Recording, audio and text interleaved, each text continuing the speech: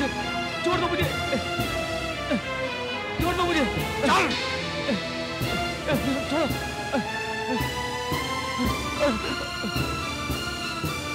एक बार मैं फिर कहता हूँ, सेनापति शूर सिंह अपनी शक्ति के मद में जो पाप करने जा रहा है, उसके सहयोगी बनकर पाप के पात्र मत बनो। अपनी शिक्षा अपने पास ही रखना नाम मात्र के शक्ति सिंह।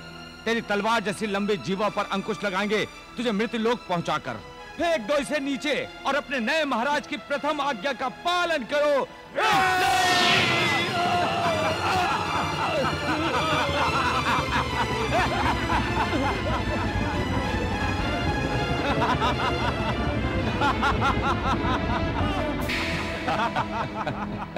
ये शक्ति सिंह गेंद की भांति लुढ़कता हुआ पृथ्वी पर ही रुकेगा या पाताल लोक जाकर थमेगा? जहां भी जाकर रुके प्राण तो यमपुर जाकर ही आखिरी सांस लेंगे। चलो चले, हम भी तो चलकर अपनी आंखों से महाराज का राज्याभिषेक देखें। अवश्य अवश्य।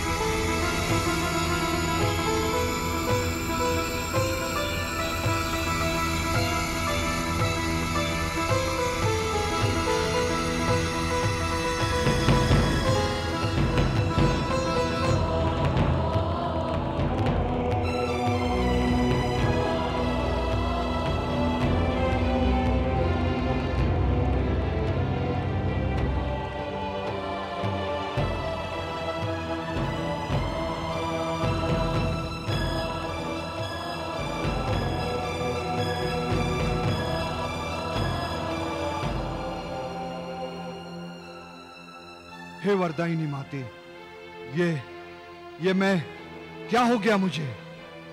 मैं वो नहीं रहा जो पहले था। कहां मैं दुबला पतला अस्थि पंजर का शरीर सहसा महाभीमकाय कैसे हो गया?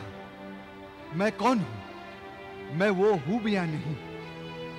माता, मुझे अपने आप पर आश्चर्य हो रहा है।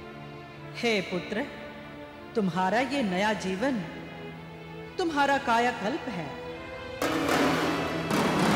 क्या? मैंने अपने अनुग्रह से तुम्हें निर्बल से बलवान बना दिया। तुम्हारी ये नई वज्रदेह अपार बल से परिपूर्ण है। तुम अब सर्वशक्तिमान हो। तुम्हें संसार में कोई भी पराजित नहीं कर सकता।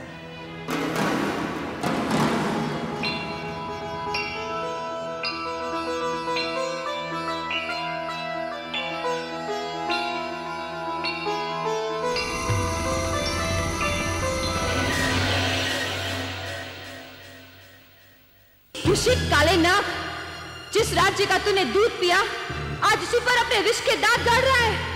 हत्यारे पापी, याद रख, ईश्वर का न्याय तुझे कभी माफ नहीं करेगा। ए घिनौनी नाली की शुक्री, लगता है राजलक्ष्मी का मद अभी तक तेरे मस्तक से नहीं उतरा। एक बार हमारा राज तिलक हो जाने दे, फिर हम तुझे अपनी वासना की मदिरा पीने का पात्र बनाएंगे। मूर्ख, मुकुट का हीरा यदि भूल से धरती पर गिर जाए तो वो कंकर नहीं बन जाता, वो हीरा ही रहता है। यदि किसी कुत्ते को राजभवन में पाला जाए तो वो कुत्ता कुत्ता ही रहता है, जैसे कि तू है। ए नीच लकड़हारिन, इस अभद्रता के लिए हम तुम्हें दंड अवश्य देंगे। भद्रे, जब समय की धारा उल्टी दिशा में बहने लगती है तो बुद्धिमान व्यक्ति को चाहिए कि वो धैर्यपूर्वक उचित समय की प्रतीक्षा करे। देवी, आपको अपना संतुलन नहीं खोना चाहिए। वाह कविराज वाह। अंततः प्रेमी का प्रेम जाग ही उठा। हाथ पैर बंधे हुए हैं, परंतु 2 अंगुल की जीभा पर अभी भी तुम्हारा बंधन नहीं है। शूरसेन, तुम अपनी मर्यादा के समस्त बंधन तोड़ चुके हो। कोई भी आत्म अभिमानी व्यक्ति अन्याय की भाषा कदापि नहीं सुन सकता। पापी कितना ही उछल ले, परंतु जीत अंततः सत्य की होती है, और वेदों के ये वचन कभी झूठ सिद्ध नहीं होंगे। अरे मूर्ख, 32 दांतों के बीच तो जिह्वा भी संभल कर रहती है, और तू निडर होकर शत्रु के बीच घिरकर भी मुंह चला रहा है। एक बार राज तिलक हो जाने दे, फिर तेरे टुकड़े टुकड़े कर दूंगा। पंडित ज्ञानदेव जी। जी महाराज। राज तिलक में विलंब क्यों हो रहा है? महाराज, राज मुकुट और पूजा की सामग्री लेकर पंडित जन आ ही रहे होंगे। आ ही नहीं रहे महाराज, बल्कि द्वार तक पहुंच चुके हैं। ये देखिए।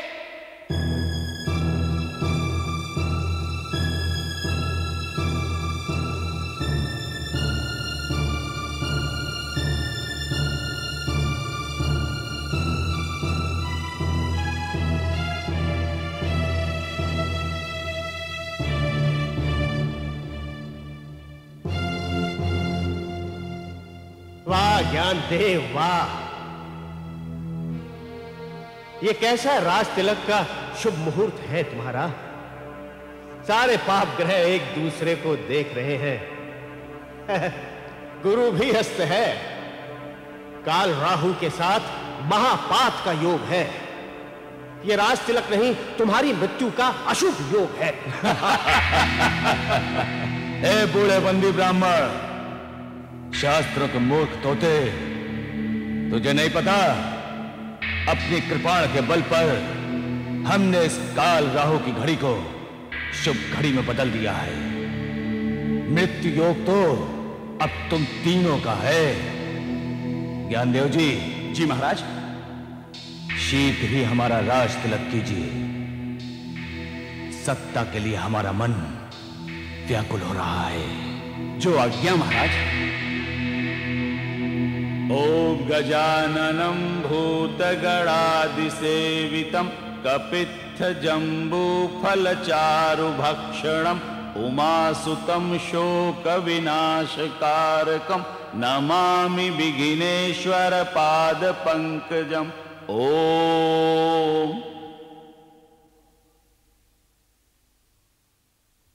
सावधान!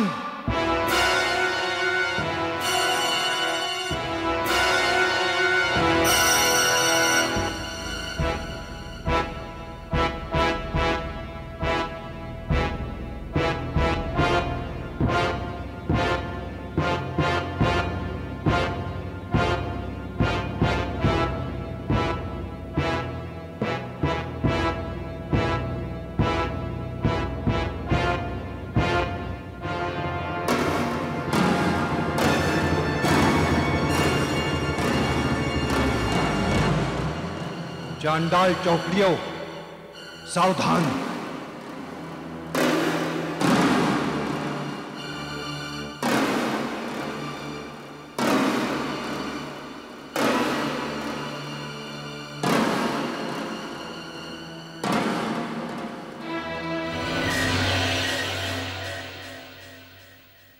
नमस्ते नमस्ते